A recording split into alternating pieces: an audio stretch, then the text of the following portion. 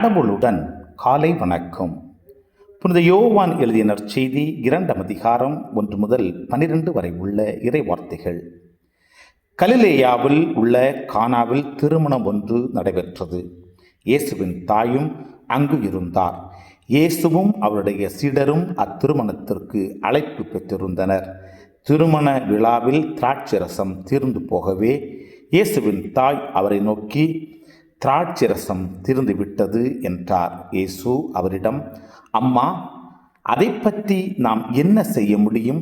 எனது நேரம் இன்னும் வரவில்லையே என்றார். இயேசுவின் தாய் பணியாளரிடம், அவர் உங்களுக்கு சொல்வதெல்லாம் செய்யுங்கள் என்றார். யூதரின் தூய்மை சடங்குகளுக்கு தேவையான 6 கல் தொட்டிகள் அங்கே இருந்தன. அவை ஒவ்வொன்றும் 2-3 குடம் தண்ணீர் கொள்ளும். இயேசு அவர்களிடம், இத்தொட்டிகளில் தண்ணீர் நிரப்புங்கள் என்று கூறினார். அவர்கள் அவற்றை விளிம்பு வரை நிரப்பினார்கள். பின்பு அவர், இப்போது மொண்டு பந்தி மேற்பார்வையாளரிடம் கொண்டு போங்கள் என்று அவர்களிடம் கூறினார்.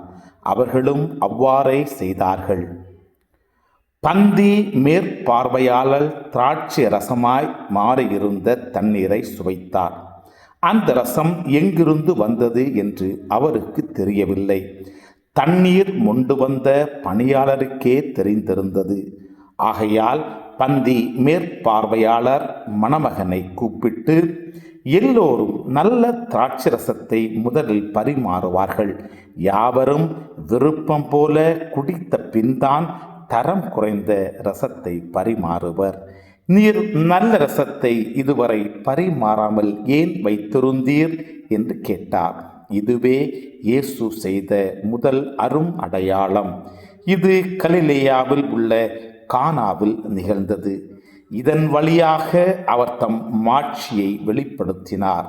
அவருடைய சீடரும் அவரிடம் நம்பிக்கை கொண்டனர்.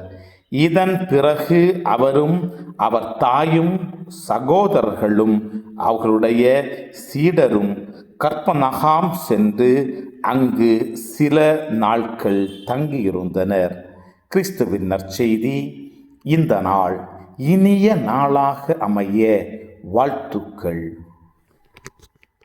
பல பல பல புதுமைகள், பெருமைகள், இனிமைகள் இறங்கிய நல்ல நாள், ஒரு நல்ல நாள், நம் தேவன் தந்த நாள். இது நல்ல நாள், ஒரு நல்ல நாள், நம் தேவன் தந்த நாள்.